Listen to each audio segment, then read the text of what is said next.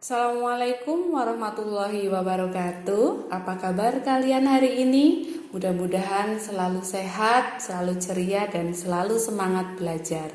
Baik, pada kesempatan kali ini saya akan menjelaskan tentang bagaimana menyusun daftar pustaka apabila referensinya bukan hanya dari buku. Mari kita simak. Sebelum menyusun daftar pustaka, terlebih dahulu kita harus mengerti tentang definisi daftar pustaka. Apa itu daftar pustaka? Ada dua sumber yang saya ambil. Yang pertama adalah menurut Kamus Besar Bahasa Indonesia, daftar pustaka adalah daftar yang mencantumkan judul buku, nama pengarang, penerbit, dan identitas lain dari buku yang dijadikan rujukan atau dijadikan sumber referensi dan ditempatkan pada bagian akhir suatu karangan atau buku serta disusun berdasarkan abjad. Jadi urut berdasarkan abjad. Ya, dari yang diawali A sampai Z. Begitu ya, itu menurut Kamus Besar Bahasa Indonesia.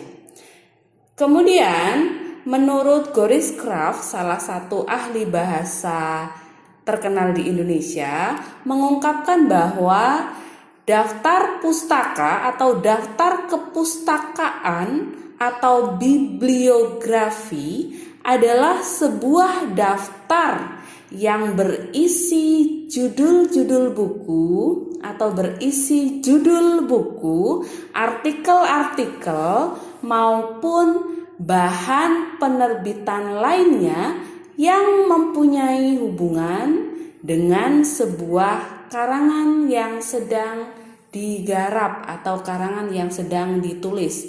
Itu menurut Goris Kraft. Jadi secara garis besar bisa kita ketahui bahwa daftar pustaka itu merupakan daftar yang berisi identitas dari buku ataupun artikel yang dijadikan rujukan, yang dijadikan referensi ketika membuat sebuah karangan. Sampai pengertian daftar pustaka jelas ya? Baik, kalau sudah jelas, mari kita lanjutkan. Kemudian, tujuan penyusunan daftar pustaka itu apa sih? Apa tujuan membuat daftar pustaka ketika kita menyusun sebuah karya atau karangan?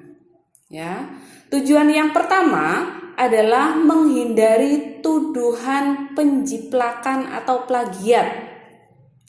Penulisan daftar pustaka ini dapat menghindarkan seorang penulis dari konflik yang mengkaitkan seorang penulis dengan hak cipta dari karya seseorang. Kenapa?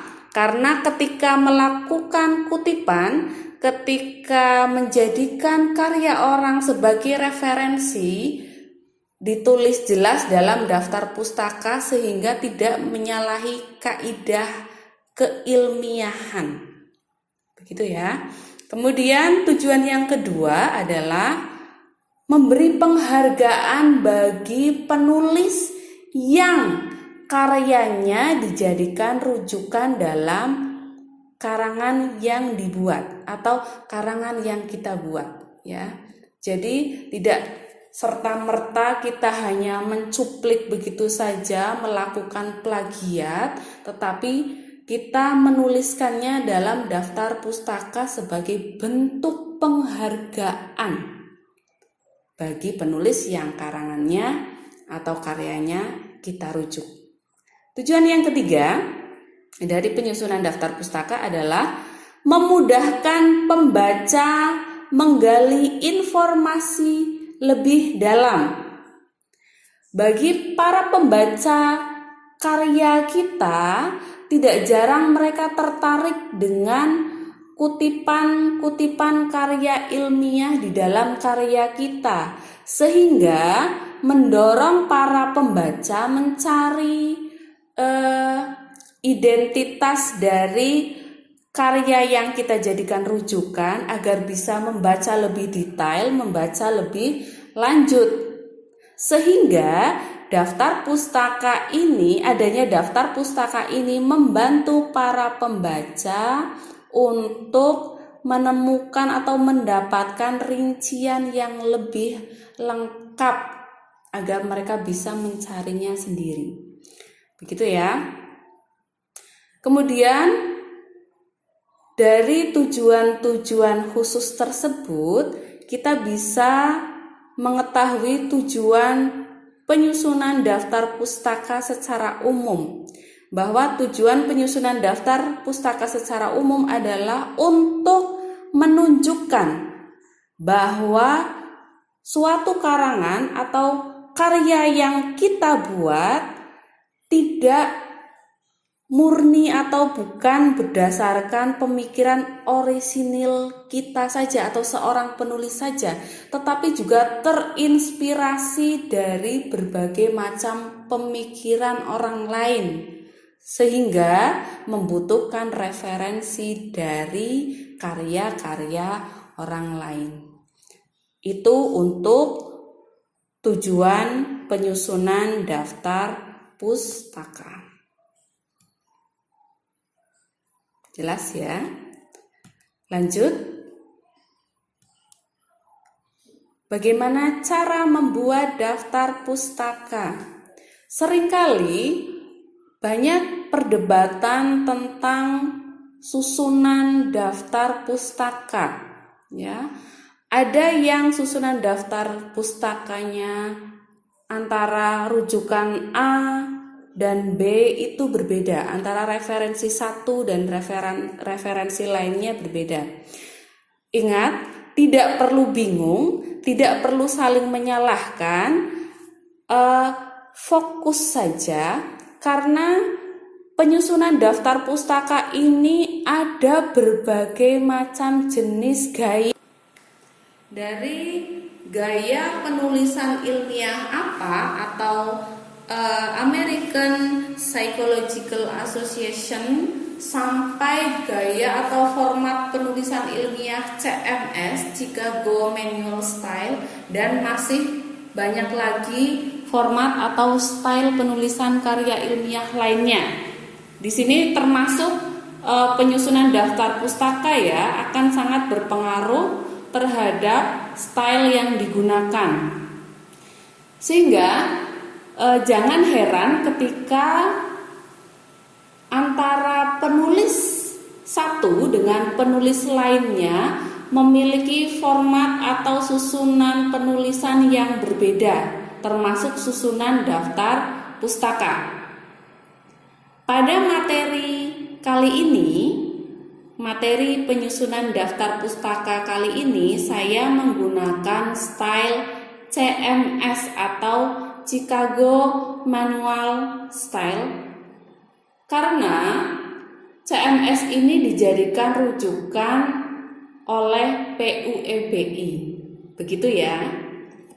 Mari kita lanjutkan penyusunan daftar pustaka. Untuk dapat menyusun daftar pustaka, kita harus mengetahui terlebih dahulu rujukan yang digunakan. Apakah rujukan itu berupa buku atau jurnal atau artikel atau makalah-makalah yang diambil dari laman daring atau online. Karena berbeda rujukan yang digunakan, maka berbeda pula cara menyusun daftar pustakanya. Mari kita lihat satu persatu. Saya akan memulai dari menyusun daftar pustaka dari rujukan buku atau yang menggunakan buku sebagai rujukan. Ya. Bagaimana sih cara menyusunnya? Yang pertama adalah tuliskan nama penulis atau nama pengarang buku. Nama pengarang ditulis dengan cara menuliskan nama paling belakang terlebih dahulu, kemudian diberi tanda koma, baru menuliskan nama depan dan tengah, dan diakhiri tanda titik. Ini agak salah menulisnya ya, ini yang dimaksud adalah diakhiri. Setelah menuliskan nama penulis, langkah selanjutnya ya adalah menuliskan tahun terbit. Tahun terbit ditulis setelah nama penulis, kemudian diakhiri dengan tanda titik. Begitu ya. Setelah selesai, lanjut menuliskan judul. Judul apa? Judul buku ya. Judul buku ditulis setelah tahun terbit ya. Judul buku ditulis dengan huruf miring. Huruf miring, kemudian masing-masing huruf di awal kata ditulis dengan huruf kapital, kecuali konjungsi, dan diakhiri dengan tanda titik. Setelah penulisan judul, lanjut tuliskan kota terbit.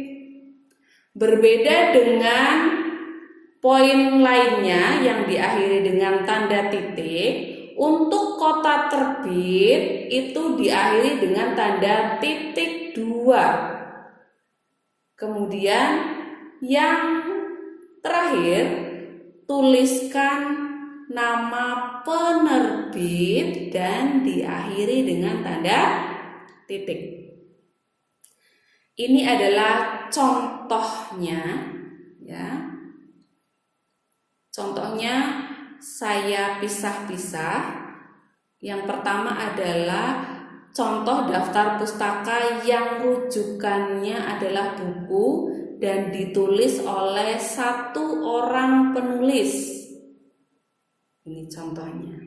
Nah, penulis buku ini namanya adalah Muhammad Taufan, tetapi karena kaidah penulisan daftar pustaka, maka Taufan diletakkan di awal, kemudian diakhiri tanda koma, dan lanjut Muhammad diakhiri tanda titik. Kemudian 2018 ini adalah tahun terbit.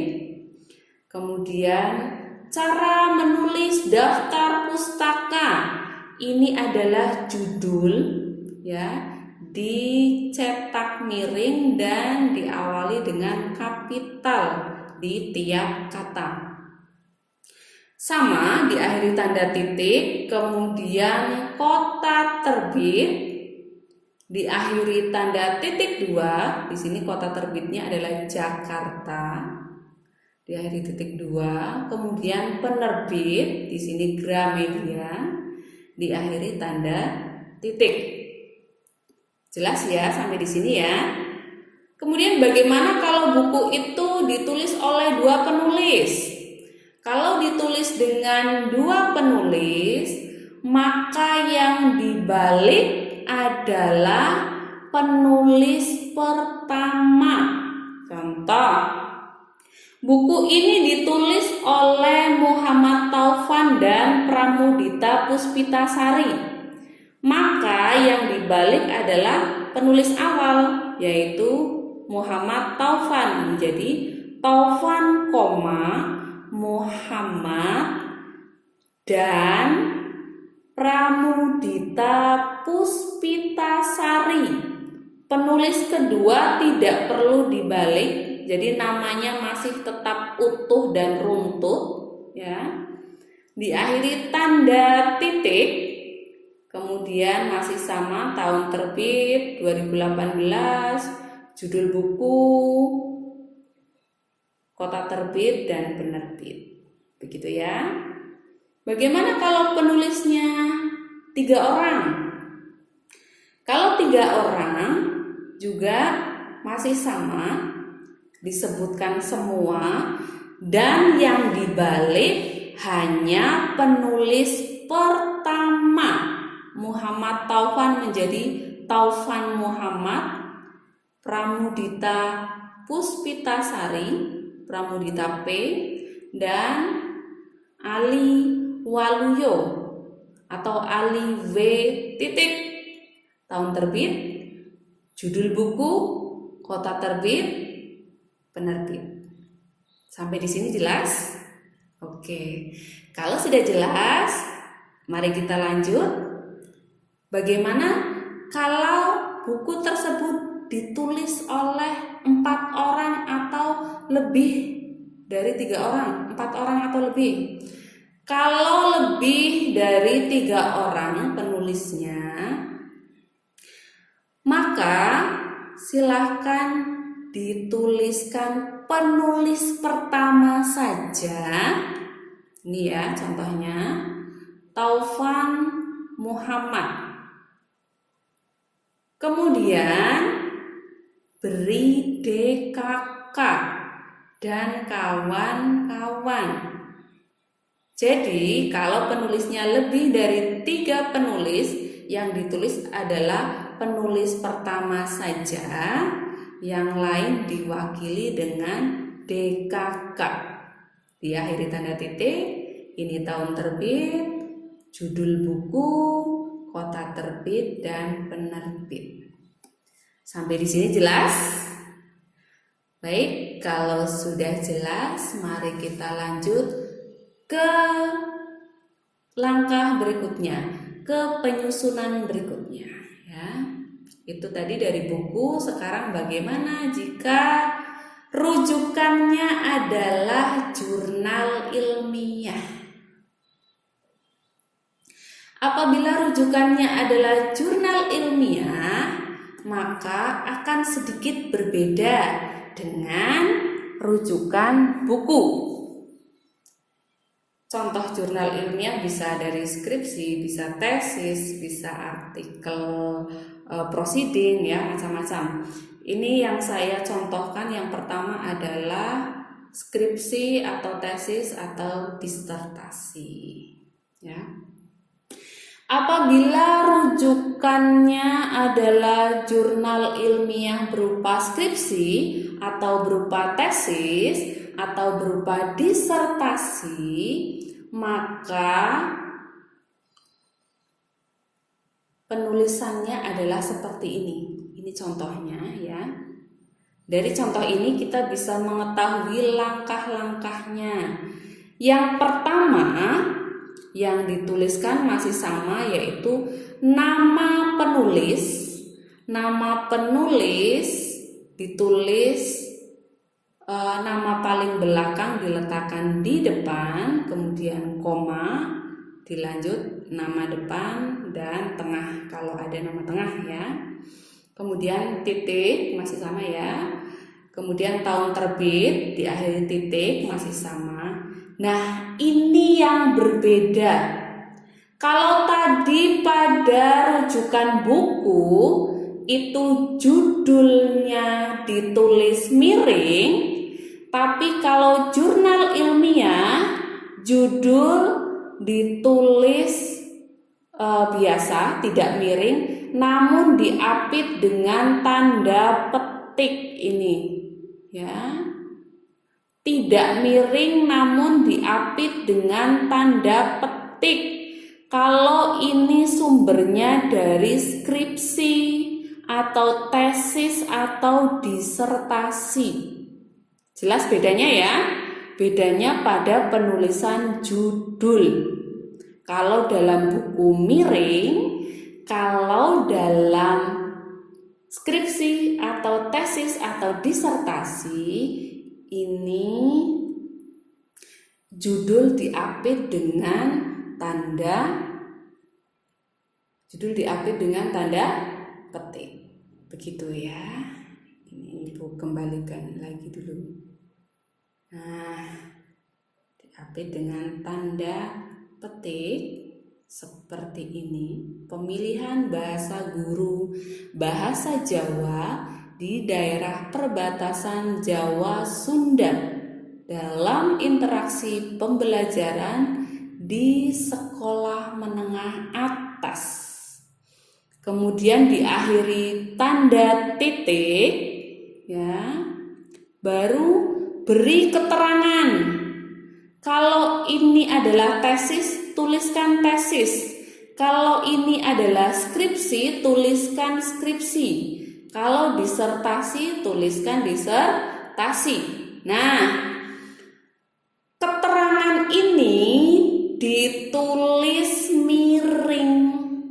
Ya, ini kebetulan contohnya Ibu ambil dari tesis, ya, rujukan tesis, maka tesisnya yang dicetak miring, yang ditulis miring. Jelas ya? Baru kemudian universitas yang menerbitkan.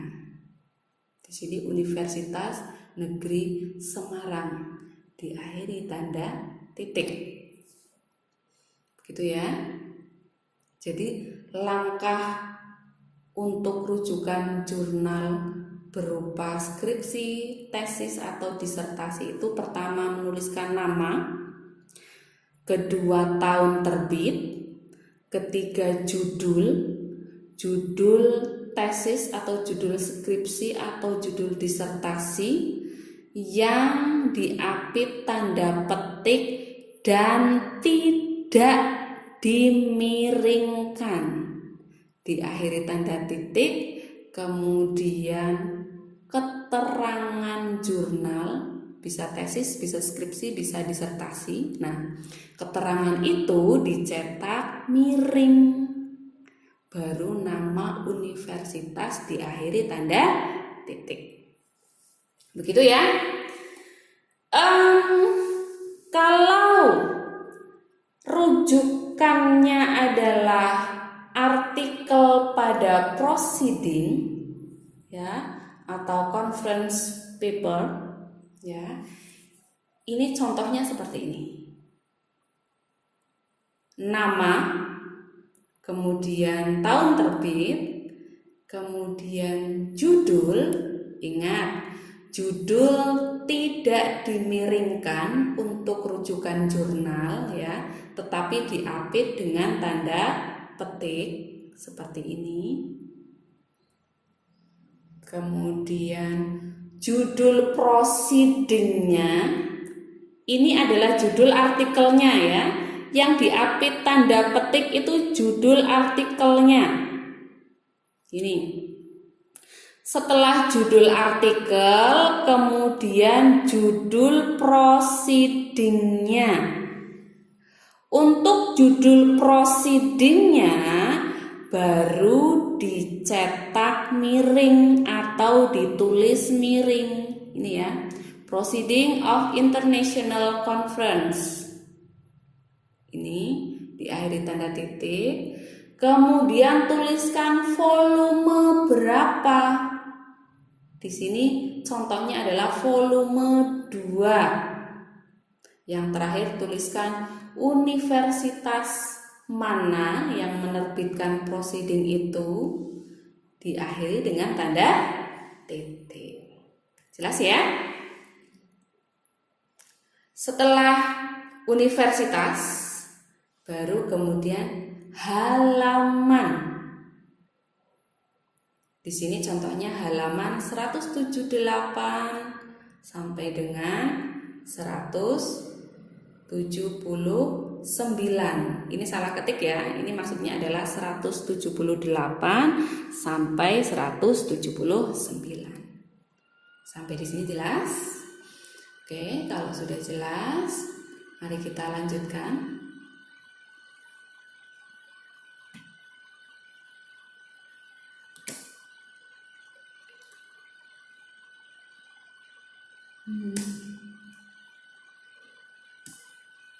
Nah, ini tadi ya. Nah, kalau artikel pada jurnal, Kalau tadi itu artikel dalam proceeding ya, sekarang artikel dalam jurnal bagaimana? Masih sama ya dengan yang tadi, yaitu diawali dengan nama ya, nama paling belakang dituliskan ya. Kemudian tahun, kemudian judul artikel yang tidak dimiringkan tetapi diapit tanda petik. Kemudian judul jurnalnya, kemudian volume berapa, kemudian tuliskan ISSN-nya berapa, kemudian universitas, yang terakhir halaman berapa, gitu ya. Kalau tadi jurnal artikel pada proceeding seperti itu, yang ditulis adalah nama, tahun, kemudian judul artikel, kemudian judul proceeding. Kalau artikel dalam jurnal yang ditulis bukan judul proceeding tetapi judul jurnalnya. Itu bedanya ya. Ini contohnya. Contohnya Repman Aaron ya, nama. Kemudian tahun 2015 diakhiri tanda titik. Kemudian ini judul artikelnya. Ini judul jurnalnya. Maintenance and Shift Journal diakhiri tanda titik. Kemudian volume 5 diakhiri tanda titik. ISSN titik 2 2088 sampai 6799 diakhiri tanda titik. Kemudian nama universitas Diponegoro University atau Universitas Diponegoro boleh diakhiri tanda titik. Kemudian halaman artikel yang dijadikan rujukan. Di sini halamannya 1 sampai 6. Sampai di sini jelas untuk rujukan dari jurnal ilmiah? Jelas ya, mudah ya. Kemudian bagaimana kalau sumbernya adalah laman daring atau online? Sebetulnya sama. Yang membedakan adalah kalau diambil dari laman daring atau online harus mencantumkan alamatnya, alamat daringnya ya. Contoh di sini Raharja, Budi, titik 2001 titik. Sebutkan jenisnya, apakah itu artikel atau makalah ya. Kalau artikel tuliskan di sini setelah tahun ya, setelah tahun terbit tuliskan artikel kalau memang sumber yang diambil adalah artikel. Kemudian akhiri tanda titik. Kemudian judul artikelnya apa? Tuliskan di sini setelah artikel ya. Pentingnya menanamkan karakter positif sejak dini. Akhiri dengan titik 2. Oh bukan, maksudnya adalah ini masih lanjut ya. Maaf, ini masih lanjut judul. Pentingnya menanamkan karakter positif sejak dini. Titik 2. Siapkah Indonesia? Ini judul artikelnya. Setelah itu lanjut dituliskan di mana? Dalam http titik 2 bla bla bla bla. Ini ya alamat websitenya, alamat laman daringnya. Setelah menuliskan alamat daringnya, laman daringnya, kemudian tuliskan diakses kapan? Diakses pada 6 Desember 2016. Gitu ya. Masih sama berarti susunannya ya. Nama yang dibalik, bukan dibalik sebetulnya. Nama paling belakang letakkan di paling depan, kemudian akhiri tanda titik, kemudian tahun terbit, kemudian jenis karya yang diambil, apakah itu artikel atau makalah, tuliskan di sini setelah tahun, ya. Setelah itu judul ditulis miring, ya. Setelah itu alamat website atau laman daring, kemudian tanggal pengaksesan. Jelas ya sampai di sini ya? Kalau ada yang belum jelas bisa ditanyakan melalui